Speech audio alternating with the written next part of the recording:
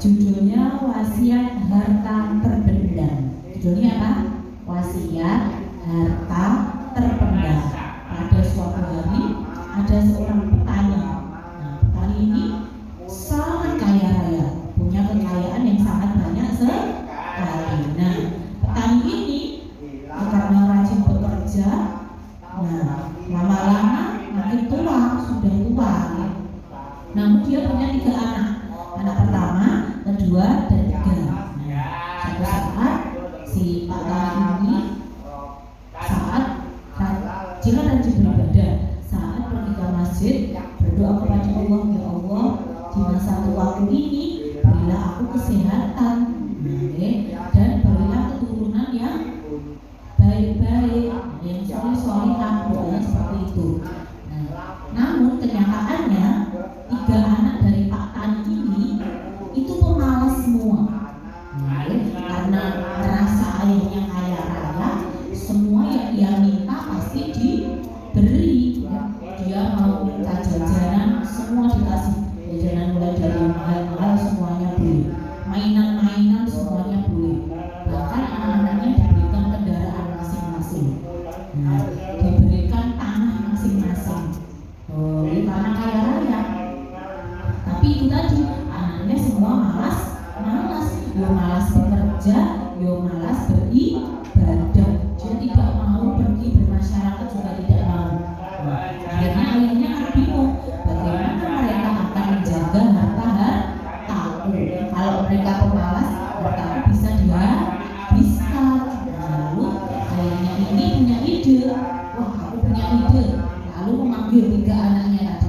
Anak pertama, anak kedua, anak ketiga, sini. Iya ayah, apa? Lalu ayahnya berkata seperti ini, apakah kalian ingin kaya raya sepertiku, bahkan lebih kaya dariku? Mau ayah? Kata mereka, kalau kalian mau kaya lebih dariku, maka aku punya wasiat terpendam untuk kalian. Anak pertama dikasih tanah, anak kedua dikasih tanah, anak ketiga dikasih tanah. Di tanah tersebut ada harta terpendam. Carilah harta itu, maka kamu akan kaya raya. Nah, benar ya. Lalu 3 anak ini rajin sekali pergi ke ladang untuk menggali harta terpendam tersebut. Setiap hari pergi ke ladang, itu nggak ketemu ya, sampai sudah digali semua nggak ketemu. Nah, terus mereka berpikir, sambil menggali tanah, ditanami aja. Yang anak pertama ditanami tanaman gandum. Nah, yang anak kedua ditanami tanaman kurma. Nah, yang anak ketiga ditanami tanaman sayuran. Sambil mereka menggali tanah, sambil sebagian ditanami. Mereka setiap hari rajin diberi pupuk, disiram setiap hari, rajin sekali.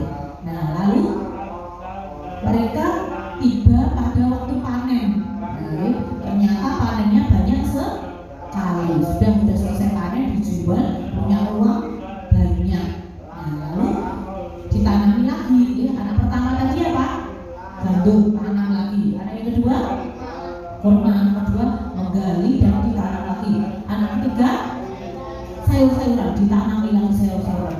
Nah, benar, setelah lama disiram, dipupuk berkali-kali, tumbuh besar dan lebih banyak lagi. Sampai heran itu anak-anaknya, ini kok banyak sekali ya, setiap panen hasilnya lebih banyak, panen berikutnya lebih banyak lagi, sampai mereka kaya sendiri-sendiri, udah nggak mau cari-cari harta, udah banyak kekayaannya. Lalu mereka sadar, oh benar kata ayahku, ternyata harta terpendam yang dibilang ayahku itu bukan yang ada di dalam tanah, bukan. Tapi karena apa? Usaha anak-anaknya ini setiap hari ke ladang. Untuk apa?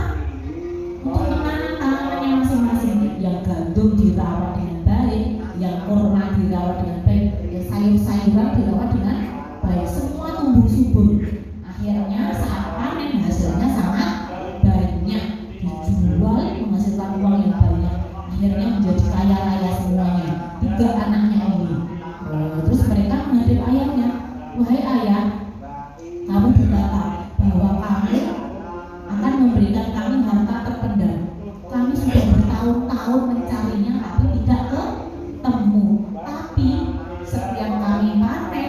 hasil panenan kami punya banyak tabungan dan uang dari hasil panen tersebut. Nah, lalu ayahnya menjawab, benar, ayah memang tidak memberikan harta wasiat terpendam di dalam tanah kalian, tapi kalian sendiri yang menemukan tersebut.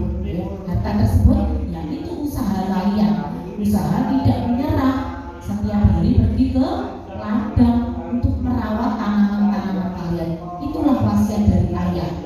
Wah, begitu kata anak-anaknya. Namun pesan ayah yang terakhir sebelum ayah meninggal, kalau kalian sudah kaya raya, kalian jangan lupa beribadah agar tidak rugi di dunia dan tidak rugi di akhirat. Kalian kaya raya, enak di dunia, semua yang kalian inginkan punya. Tapi kalau kalian tidak beribadah, maka besok di akhirat akan mendapat siksa karena tidak mau beribadah. Kewajiban orang Islam itu apa? Beribadah. Ibadahnya orang Islam apa saja? Sholat, ngaji, berzikir, berzakat, pergi haji, maka ya wajib. Nah, inilah kewajiban kalian wahai anak-anakku, maka tunaikanlah kewajibanmu. Baik ayah, saat itu juga tiga anaknya ini sudah tidak menjadi pemalas lagi, rajin bekerja, rajin beribadah, dan rajin berkegiatan sosial di masyarakat. Amal apa yang disukai Allah, bersolatlah tepat pada waktunya. Apalagi yang disukai Allah, berbaktilah pada ayah dan ibu. Apalagi yang disukai Allah, bersolawatlah pada Nabi Muhammad. Apalagi yang disukai Allah, berjuang